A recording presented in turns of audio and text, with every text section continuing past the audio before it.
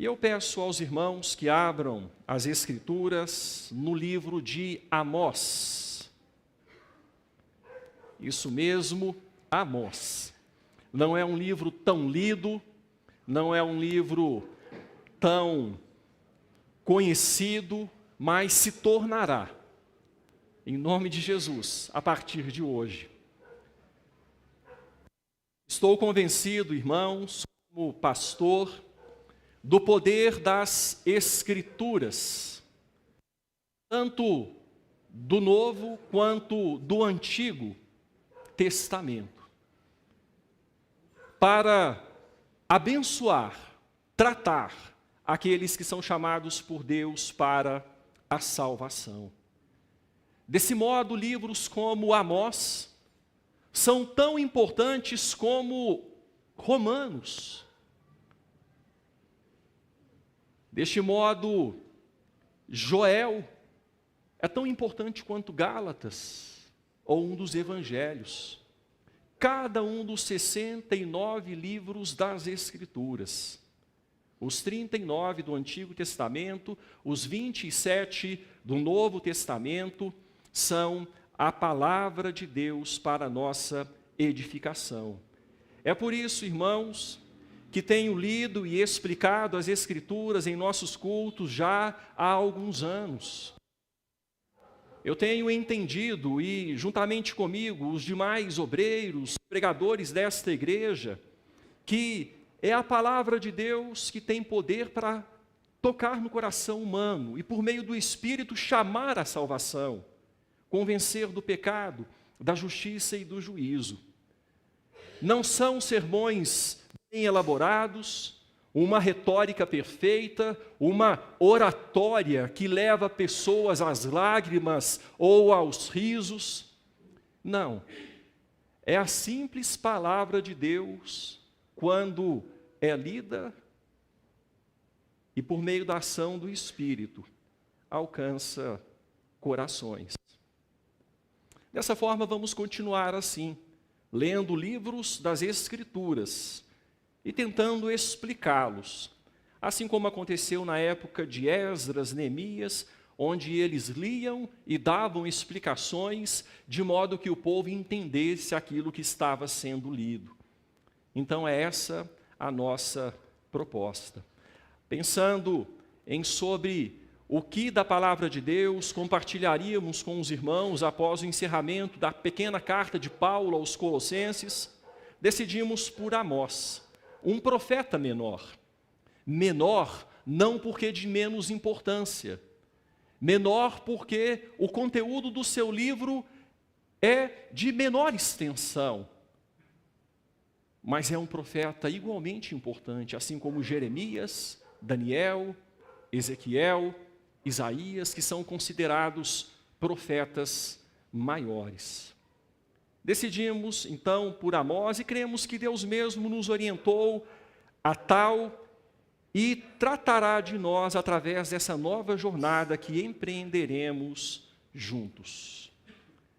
O livro de Amós, escrito há quase 3 milênios, há quase 3.000 anos, arredondando, é um livro que parece que foi escrito hoje. É um livro que parece que foi escrito para a nossa era, que foi escrito para o nosso país, no ano de 2025. Amós, capítulo 1, a partir do versículo 1. Hoje é um sermão introdutório. Compartilharemos muitas informações com os irmãos, escolhemos algumas, outras serão dadas posteriormente.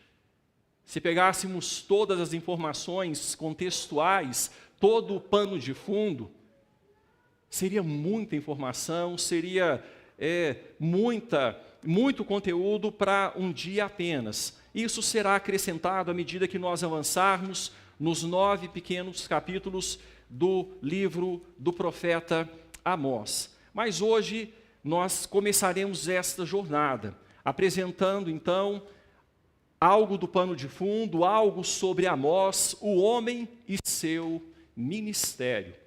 O nosso propósito é irmos até o capítulo 2, versículo de número 3. Não entraremos em todos os detalhes, até mesmo desse próprio texto. Nós não faremos isso, tem muita citação. O texto fala de 6 povos, 6 nações. O texto apresenta nomes diversos de cidades, de líderes. Nós não entraremos em todos os detalhes, mas daremos instruções e creio que o suficiente para que os irmãos entendam aquilo que Deus quer compartilhar conosco através da leitura deste texto e despertando os irmãos também para conhecerem mais o valor dos livros das Escrituras, especificamente do livro de Amós. Nós vamos começar lendo o versículo de número 1 e vamos fazer a leitura de forma paulatina, de forma gradual, para que o texto esteja sendo explicado à medida que for lido e assim a mensagem ficar mais clara na nossa mente. O texto então começa dizendo: palavras que, em visão, vieram a Amós, que era entre os pastores de Tecoa, a respeito de Israel, nos dias de Uzias, rei de Judá, e nos dias de Jeroboão, filho de Joás, rei de Israel, 2 anos antes do terremoto. Então aqui nós já temos muitas informações. Um número bastante expressivo de informações. O Senhor se revelou a Amós em visão e lhe deu palavras. E ao falar, Amós falou na autoridade de Yahvé, na autoridade do Deus da aliança, do Deus do pacto. E o propósito de Deus ao levantar Amós era chamar a atenção do seu povo de Israel, a nação do norte, o reino do norte, onde reinava Jeroboão II. Nessa ocasião reinava no reino do sul, no reino de Judá, Uzias, que foi um grande rei. Jeroboão II também foi um bom rei. Eram homens hábeis, homens capazes, bons políticos. Tiveram reinados muito extensos.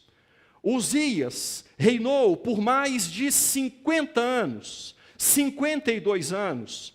Jeroboão II reinou por 41 anos.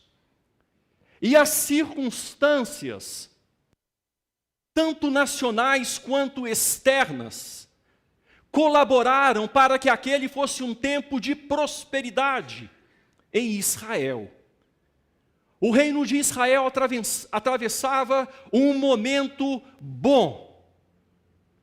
Segundo os historiadores, comentaristas bíblicos, o melhor momento, politicamente falando, economicamente falando, socialmente falando, desde os tempos de Salomão. O rei Jeroboão II recebia tributo de nações circunvizinhas. Havia uma classe emergente em Israel, uma classe média que tinha muito luxo, que vivia com grande pompa, que bebia vinho em taças de cristal, dormia em camas de marfim, tinha casas de verão, casas de inverno, um momento de grande prosperidade. E aquele povo se alegrava na prosperidade que tinha, e continuava com uma vida religiosa muito atuante. Levavam sacrifícios ao Senhor, cantavam ao Senhor, serviam ao Senhor, entendendo que prosperidade era sinal do favor de Deus. Mas o coração daquele povo estava distante de Deus. Aquele povo estava se banqueteando, estava aproveitando os prazeres que o dinheiro poderia oferecer e levavam a religião a tiracolo. A religião era parte da vida da qual eles não abriam mão e eles gostavam disso. Mas a religião não fazia nenhuma mudança prática na vida da nação. Tanto é que, assim como havia uma classe emergente, havia uma classe que era explorada. Ricos e classe média que exploravam os pobres. Irmãos, o texto das Escrituras, então, vai nos mostrar um homem levantado de Deus na nação do sul para pregar na nação do norte. Amós, um homem forte, vigoroso, um pastor de rebanho, um agricultor, alguém que não tinha educação teológica formal, ele não era fruto das escolas de profetas iniciadas por Elias e Eliseu, mas ele foi, podemos dizer, entre aspas, considerado o sucessor não oficial de Elias e de Eliseu. Não oficial pelo fato de que ele não frequentou cursos de teologia, escolas de profetas. Mas ele foi levantado por Deus e chamado para deixar Tecoa, uma pequena cidade de montanha, fortificada, a 16 quilômetros de Jerusalém, para ir pregar no reino de Israel, em Betel, Gilgal, Berseba, centros de adoração, e desafiar a religião oficial, o poder político oficial, entregando a mensagem de Deus e dizendo que debaixo do verniz, debaixo da cal, havia podridão e Deus estava dando chance de arrependimento. O povo deveria aproveitar. Prosperidade nem sempre é sinal de favor de Deus. Às vezes, é diametralmente o oposto. Muitas vezes, prosperidade mostra que o coração está distante do Senhor. Amós, levantado pelo Senhor, começa a proclamar os seus oráculos, e o texto do versículo 1 ainda vai dizer que isso 2 anos antes do terremoto. Um terremoto que Deus enviou sobre a nação. Possivelmente Amós tenha profetizado este terremoto. No capítulo 8, versículo 8, o texto vai falar uma profecia a respeito de um terremoto, que a terra estremeceria. Tudo nos indica que o livro de Amós foi escrito depois, não sabemos mensurar quanto tempo depois, mas foi escrito depois do pronunciamento dos oráculos, assim como os evangelhos. Mateus, Marcos, Lucas, João foram escritos décadas depois do ministério do Senhor Jesus. Então Amós proclamou sua palavra 2 anos antes do terremoto. E possivelmente ele tenha, Amós 8:8, profetizado este terremoto, que nos dias de Uzias, e o texto vai dizer isso, em Zacarias capítulo 14, versículo de número 5, que nos dias de Uzias, esse terremoto alcançou a nação do povo de Deus. Vemos essas informações, irmãos, no versículo 1. Este é o homem Amós. Este é o profeta que Deus enviou ao seu povo para acordar o seu povo. Segundo alguns, o primeiro profeta canônico com livro escrito. Isso não é muito fácil de afirmar, mas está entre os primeiros. Talvez ali na mesma época de sim, na mesma época de Jonas, talvez na mesma época de Joel. Ele está entre os primeiros profetas canônicos, os primeiros 12 profetas menores a ter o livro escrito nas Escrituras. Vamos, irmãos, para o versículo de número 2. O texto diz assim: ele disse. Então, palavras de Amós recebidas em visão da parte de Deus. Ele disse: o Senhor rugirá, de Sião e de Jerusalém fará ouvir a sua voz. Os prados dos pastores estarão de luto, e secar-se-á o cimo do Carmelo.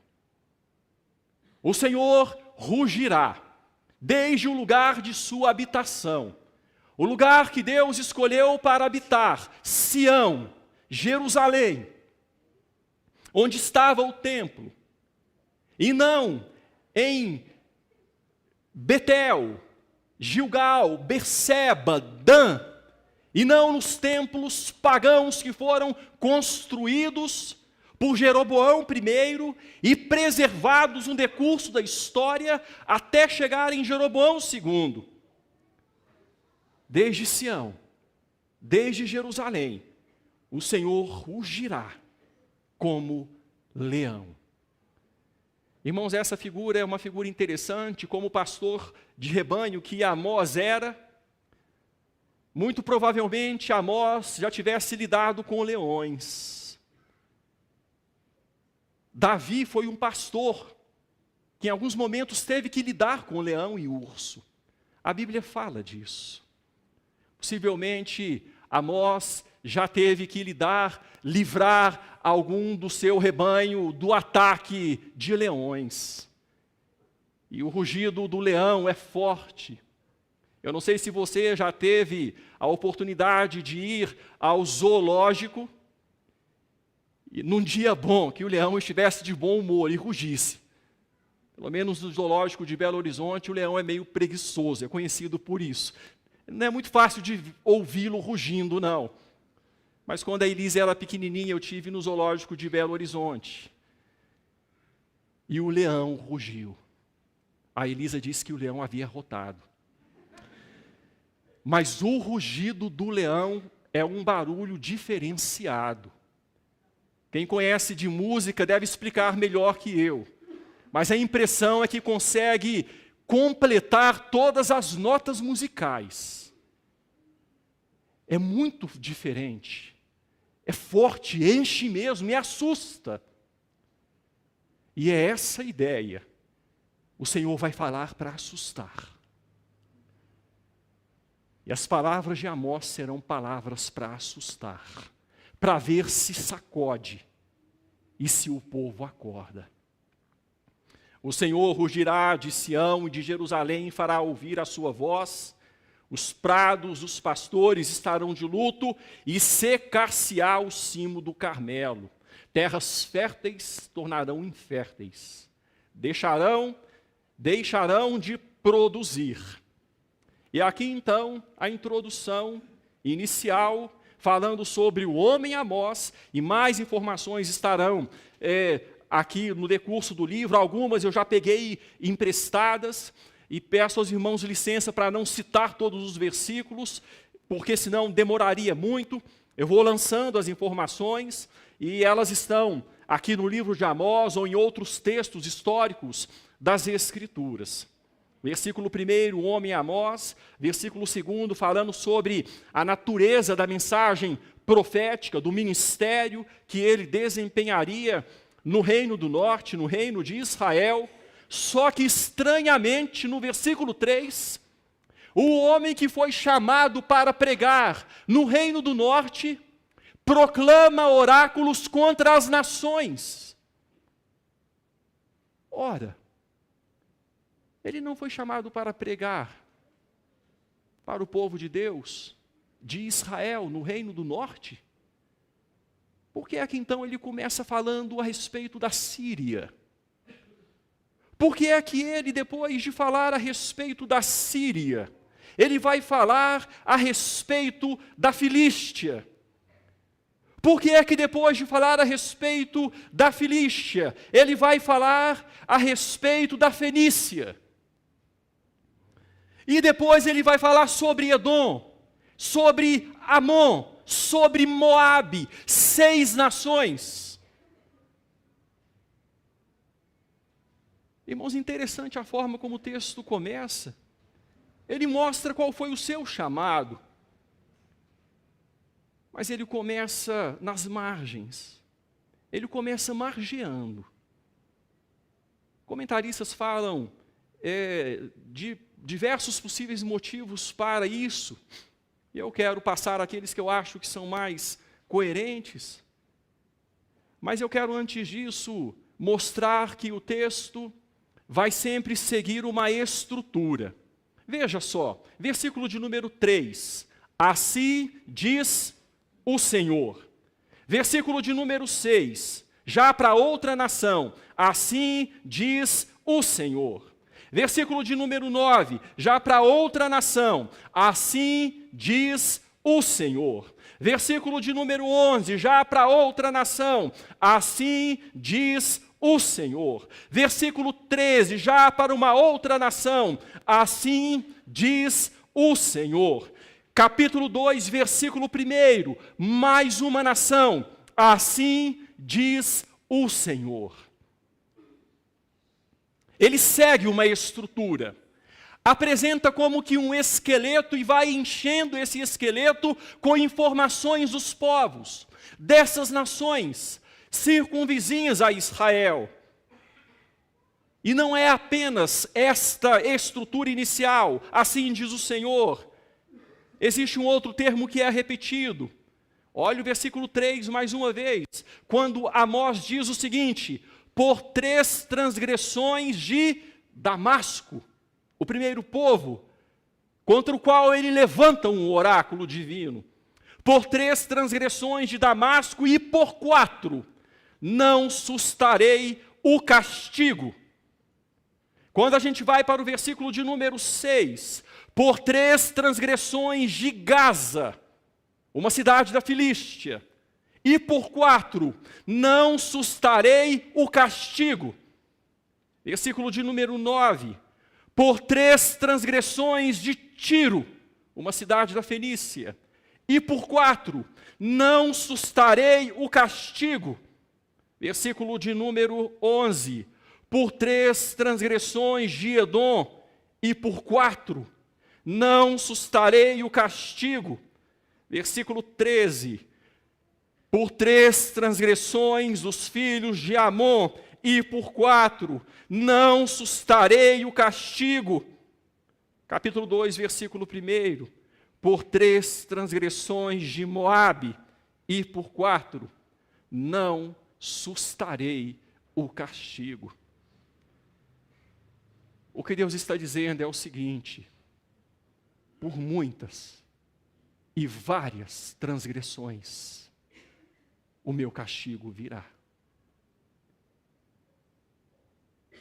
Não é na primeira, não é na segunda, não é na terceira, não é na quarta. Eu tenho esperado para ter longanimidade. O nosso Deus é um Deus longânimo, só que Ele não é simplesmente o Deus de Israel. Ele é o Deus das nações. Amós quis deixar isso muito claro quando ele foi levado a Israel. O Deus das nações está falando. Ainda que o Deus das nações não lide com as nações pagãs, no caso as nações pagãs da época, pela luz da revelação especial, ele lidava com as nações pagãs da época pela luz da revelação geral.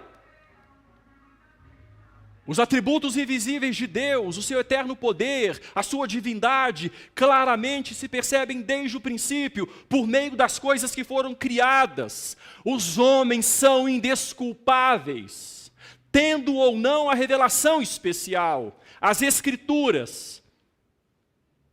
E Deus lidaria então com cada uma dessas nações pela luz da revelação geral. Mas não para por aí a estrutura de Amós. Esse esqueleto onde ele vai colocando, então, as informações específicas. Vamos, mais uma vez, para o início. No versículo de número 4, o texto vai dizer: por isso meterei fogo à casa de Azael, por várias e muitas transgressões. Meterei fogo à casa de Azael. Quando a gente vai para o versículo 7, por isso meterei fogo aos muros de Gaza. Quando a gente vai para o versículo 10, por isso meterei fogo aos muros de Tiro. Versículo de número 12, por isso meterei fogo a Temã. Versículo de número 14, por isso meterei fogo aos muros de Rabá. Versículo de número 2 do capítulo 2, por isso meterei fogo a Moabe. Irmãos, o texto então continua repetindo uma estrutura. A mesma mensagem. O esqueleto, o formulário, vai sendo preenchido com informações específicas. E nomes vão sendo apresentados. Cidades vão sendo apresentadas. E os pecados que são apresentados aqui, são pecados que, no geral, são pecados contra o próximo, crimes de guerra, traição, exploração, escravização de seres humanos, comércio de gente, lidar com pessoas de forma sem amor, sem respeito, sem reverência. E Deus havia falado desde o começo das Escrituras, lá um princípio geral, um princípio universal. Quando houve o assassinato, lá atrás, e Deus estabelece a pena de morte para preservar a vida. E Deus disse o seguinte: se alguém se levantar contra outro alguém e derramar o sangue desse alguém, o seu sangue será derramado pelo sangue que derramou. Porque o homem foi feito à imagem e semelhança de Deus. E quando Amós levanta a sua voz contra a Síria, contra a Filístia, a Fenícia, contra Edom, contra Amon, contra Moabe, o texto está falando sobre o lidar de forma desrespeitosa, sem respeitar a vida do próximo, tratando como se fosse coisa sem valor, trilhando, passando o arado por cima, como se fosse uma terra a ser cultivada, vendendo o homem por lucro, por dinheiro, explorando o outro. E Deus então vai dizer isso, por boca de Amós, mostrando que por causa disso, ele meteria fogo e consumiria. O juízo dele viria, como de fato veio. A história vai mostrar. Não é propósito aqui, mas eu poderia dar datas, nomes, para mostrar historicamente que cada um desses reinos foi sendo vitimado pela punição de Deus, conforme prometido, conforme proclamado através dos oráculos dados por Amós. Irmãos, então Amós começa assim: ora, mas Amós não foi enviado para proclamar juízo contra o reino do norte, o reino de Israel? Sim. Mas ele segue uma gradação interessante aqui. A semelhança da forma como Natã abordou Davi. Sabe, irmãos, quando a gente precisa ser pego de forma indireta, talvez seja essa uma das causas porque Amós começa o seu livro falando das outras nações. Quando ele chega proclamando a sua mensagem em Israel, pode ser, alguns comentaristas, alguns pregadores vão dizer, olha, o povo deve ter batido palmas quando Amós chegou e falou contra a Síria. O povo deve ter, isso mesmo, Deus. Isso mesmo, Deus, é isso mesmo. Esse povo merece. Alguns comentaristas dizem assim que possivelmente tenha havido essas manifestações. Eu não sei se foi exatamente assim, mas o fato é que Amós começou de longe. A Síria, que não tinha nenhum parentesco com Israel. Depois fala da Filístia também, que era um povo que não tinha parentesco. A Fenícia, que não tinha parentesco com Israel. Só que chega em Edom. Está se aproximando da linhagem de Israel. Edom, povo descendente de Esaú, irmão de Jacó. Está chegando perto. Aí o texto fala de Moabe, fala de Amon, descendentes de Ló, sobrinho de Abraão.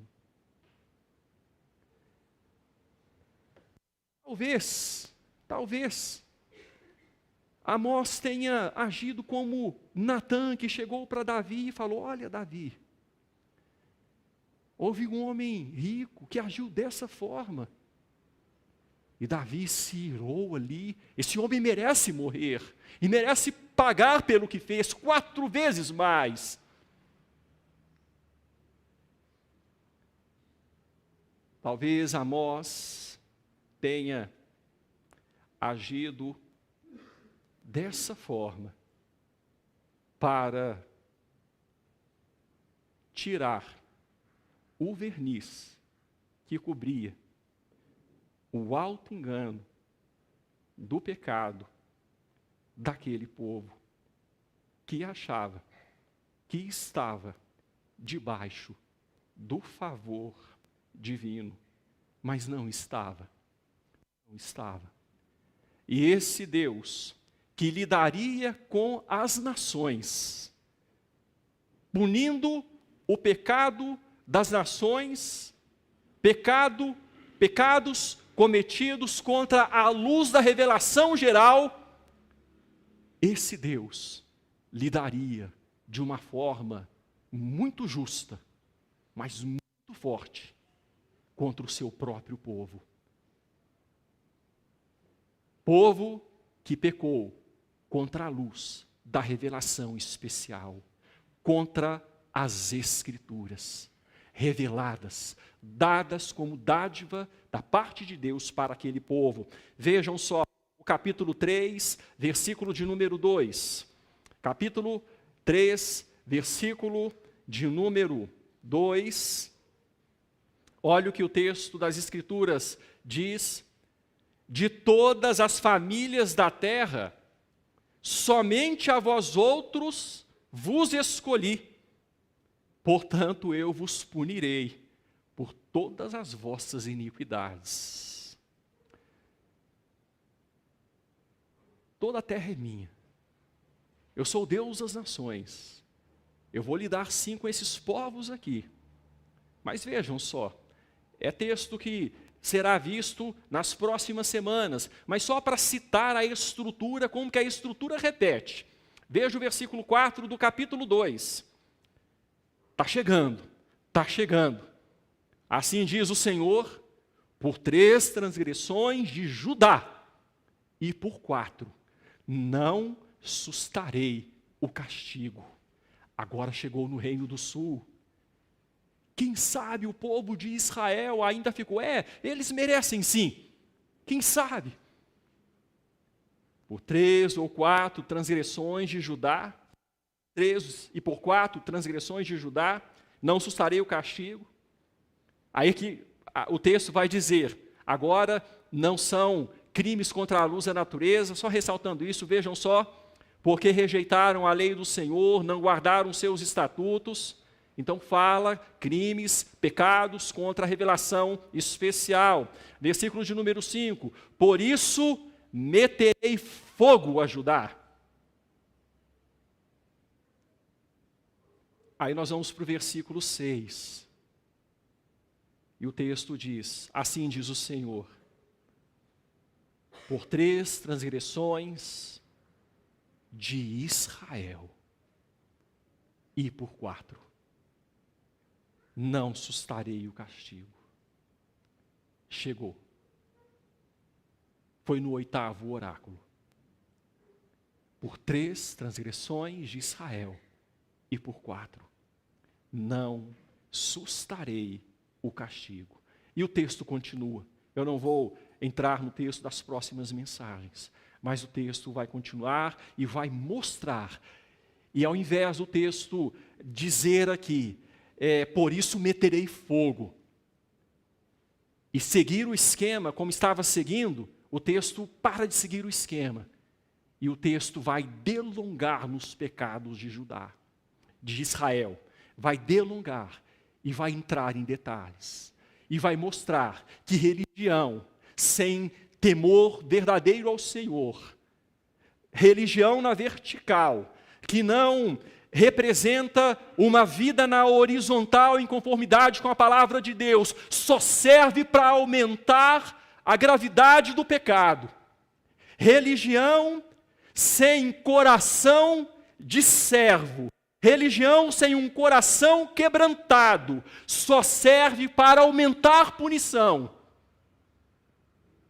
E o texto então vai expor, Amós vai entrar em detalhes, vai falar sobre crimes políticos, vai falar sobre crimes no judiciário, vai falar sobre crimes familiares, e leia pecados, quando eu falo crimes, mas ele vai dizer, olha, na justiça está assim, na política está assim, na família está assim, na sociedade está assim, e por isso eu vou agir, eu vou atuar, não por 3, não por 4, por muitos e vários pecados. Só que Amós vai ressaltar a longanimidade do Senhor, ele vai mostrar que o Senhor é um Deus longânimo, e se o povo arrependesse de verdade, Deus poderia ter misericórdia do povo. Uma mensagem de juízo, onde Deus visitaria o povo, sim, povo que já havia sido tão avisado, mas que poderia ser também objeto da misericórdia do Senhor. Irmãos, e a história vai mostrar que os anos passaram, o povo não mudou, e o povo recebeu o juízo de Deus. O povo recebeu o juízo de Deus.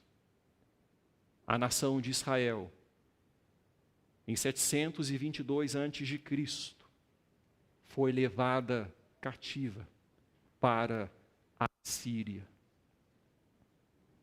E nunca mais voltou. Deus continuou cuidando do seu povo, espalhado, Amós vai falar sobre isso, espalhado pelas nações, espalhado pelos povos. A nação de Israel não voltou. Em 586 a.C., Judá foi levada cativa pela Babilônia. Deus deu a graça de 70 anos depois, Judá voltar. Mas um povo que nunca foi mais um povo proeminente como havia sido em épocas passadas. um povo que foi sujeito a outros impérios, a outras nações, foi vitimado pelo juízo de Deus. O leão rugiu.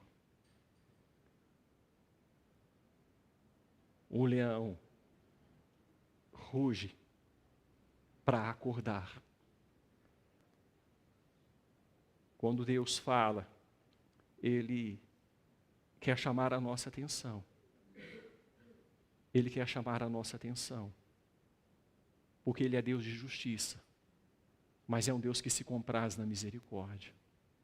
Ele espera, diz outro profeta, talvez um pouquinho anterior a Amós, segundo alguns, profeta Joel. Ele espera para ter misericórdia. Por muitos e vários pecados. Irmãos, eu chego ao fim desta mensagem introdutória, ressaltando rapidamente alguns pontos, que já foram mencionados, fixando estes pontos. O primeiro ponto é que as nações não estão soltas, fazendo o que querem, como querem, quando querem, sem supervisão e sem avaliação. As nações estão soltas, sejam elas próximas a nós, sejam elas distantes de nós. Todas as nações estão debaixo do governo e supervisão do Deus das nações. Ó Rei das nações, quem não temerá? Quem não glorificará o teu nome? As nações hão de receber da parte de Deus aquilo que Deus entender ser justo, ser devido. Deus há de julgar as nações e há de julgar cada ser humano que passa sobre essa terra. Os pagãos, e quando eu falo pagãos, aqueles que não têm as Escrituras com base na revelação geral. Aqueles que têm as Escrituras com base na revelação especial. Deus há de agir. O outro ponto que eu quero destacar. Deus é longânimo.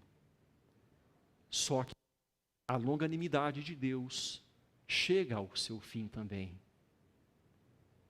Deus, Ele espera para ter misericórdia. Ele manda os seus enviados, Ele manda os seus profetas. Ele mandou Elias, Ele mandou Eliseu, Ele enviou Amós, Ele enviou outros profetas, Oséias, Miqueias. Ele foi enviando profetas, Isaías. Ele foi enviando os profetas. Deus é longânimo, mas a longanimidade de Deus tem fim também. E nós devemos pensar sobre isso. Nós devemos refletir sobre isso. E termos cuidado com a forma como nós conduzimos a nossa vida.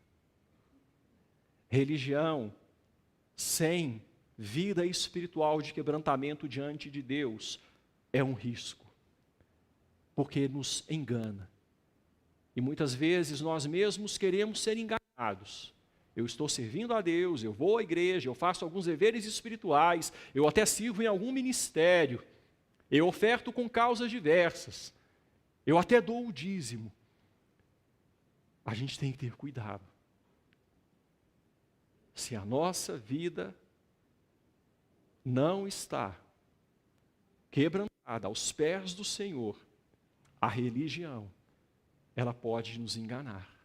Estava acontecendo isso na época de Amós. E o povo estava próspero.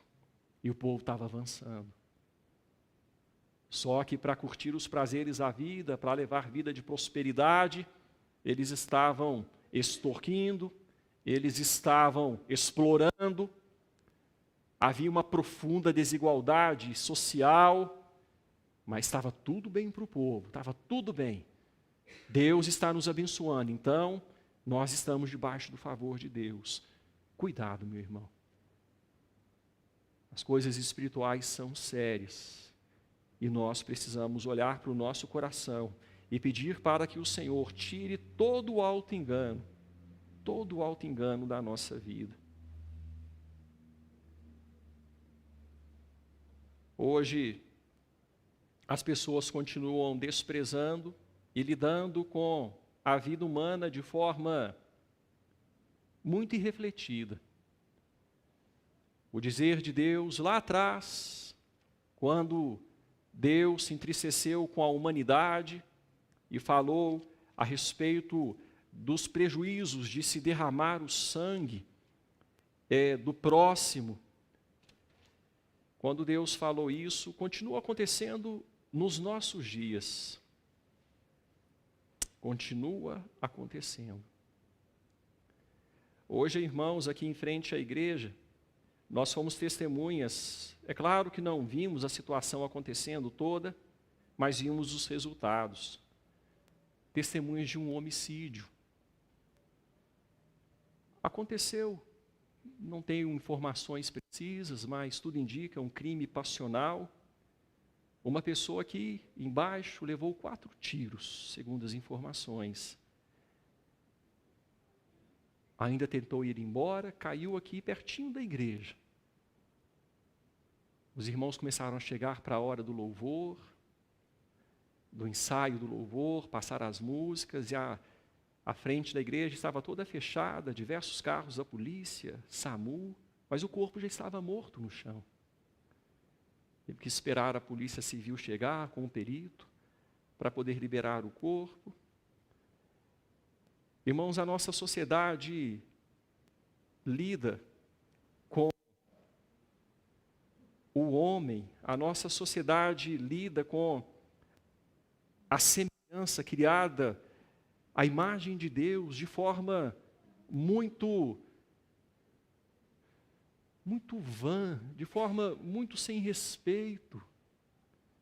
Como o trilho que passa, trilhar os povos, matar, e às vezes por uma paixão, às vezes por um devaneio, às vezes por um namoro, por uma aventura amorosa, alguém vai e mata outra pessoa. Quantas pessoas envolvidas nisso?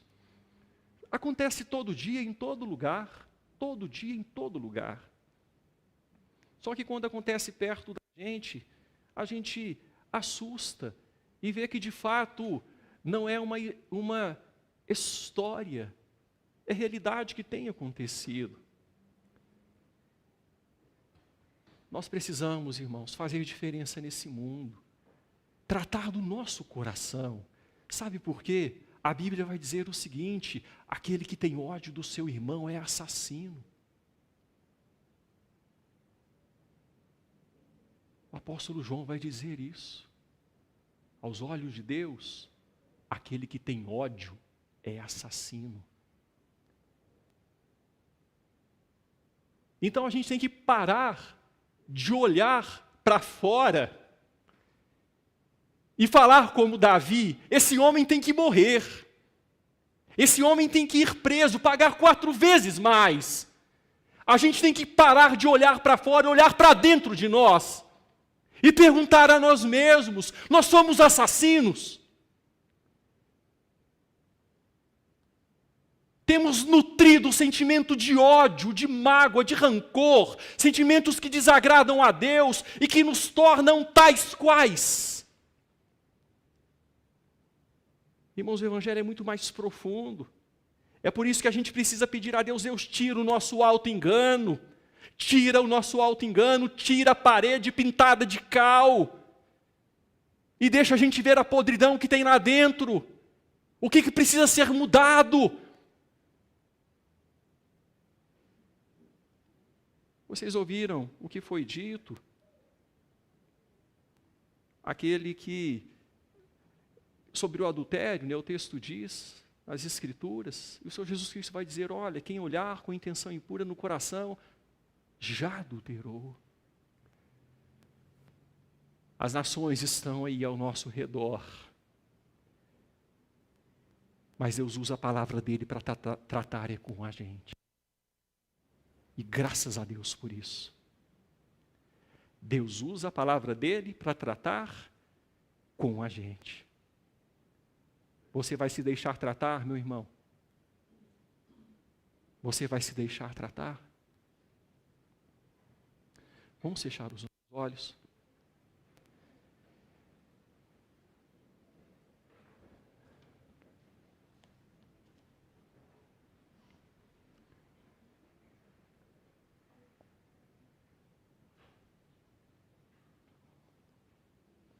Vamos colocar nossa vida diante de Deus, mais uma vez, orar e falar para Deus: Deus, tira o auto-engano do nosso coração, Senhor.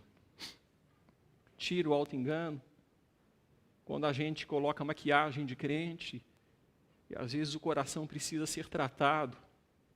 Deus falou na época do profeta Amós, nós vamos ver isso, falou para o povo: ó, para de cantar, afasta de mim o estrépito do teu cântico, eu não quero ouvir louvor, vocês estão desqualificados para louvar. Vamos pedir para Deus nos ajudar, trazer profundo arrependimento, uma vida consagrada, uma vida com o coração compungido, contrito. Ninguém ache que eu estou indo longe demais. Davi foi chamado homem segundo o coração de Deus. E Davi foi aquele que estava auto-enganado com a sua justiça própria. E precisou ser repreendido pelo Natã, dos seus dias. O povo de Israel precisou ser repreendido pelo Amós dos seus dias. E hoje estamos nós aqui lendo a palavra inspirada de Deus. E pode ser que Deus, pelo seu Espírito Santo, aplicando a palavra de Deus, esteja nos repreendendo. Para que a gente acorde enquanto é tempo. Senhor, nós colocamos diante do Senhor a nossa vida, o nosso coração. Pedimos que o Senhor nos desarme, Pai. Que o Senhor tire toda a maquiagem, que o Senhor tire toda roupagem externa, todo o verniz, toda a cal, para que a gente veja os tumores que muitas vezes estão se multiplicando dentro de nós. E possamos ser tratados com o tratamento que procede do Senhor mesmo, para transformar a nossa vida. Obrigado porque o Senhor é o Deus das nações, não há crime que fique impune, não há nação que não seja visitada pelo Senhor, não há pessoa que não responderá diante do Senhor pelos seus atos. E o Senhor trata de nós com a Tua palavra, não pela luz natural simplesmente, mas pela luz especial. E nós somos tão privilegiados de saber, ó Deus, que apesar das nossas limitações, quando nós temos fé salvadora, o Senhor olha para nós e vê em nós a pureza do seu Filho. O Senhor olha para nós e vê em nós a justiça do seu Filho, que morreu como sacrifício por aqueles a quem o Senhor há de salvar. Ó Deus, e tornados justificados em Cristo, nós hoje damos fruto para a salvação. Fruto porque já somos salvos. E esse fruto tem a ver com o tratamento da sua palavra na nossa vida. A santificação. A progressão de uma vida em conformidade cada vez maior com o Filho que nos representa. Ajuda-nos, ó Deus, a caminhar para cada vez mais perto do Senhor, vencendo os obstáculos, as barreiras. E tenha misericórdia de nós. Tenha misericórdia de nós. Livra-nos do nosso auto-engano. E faça o que for preciso, para que não sejamos enganados por nós mesmos. E nisso, achemos, ó Deus, estar seguros, enquanto na verdade estamos em profundo risco. Obrigado pela longanimidade do Senhor, que a aproveitemos e que possamos, ó Deus, aproveitando o dia oportuno de salvação, nos render ao Senhor, consertar a nossa vida. E ao invés de sermos, ó Deus, visitados pelo juízo, possamos ser usados como porta-vozes da mensagem de reconciliação para, livres do juízo, tirarmos outros de debaixo do teu juízo, acolhendo-se no Filho. Ajuda-nos assim, usa-nos assim, para a tua glória e louvor. Em nome de Jesus. Amém. Irmãos, povo de Deus, ide em paz, e que a graça maravilhosa de nosso Senhor e Salvador Jesus Cristo, o grande e eterno amor de Deus o Pai, e a comunhão do Espírito Santo repousem sobre vós e sobre o povo de Deus, alcançado pela revelação especial, espalhado por toda a terra, hoje e para todo sempre. Amém.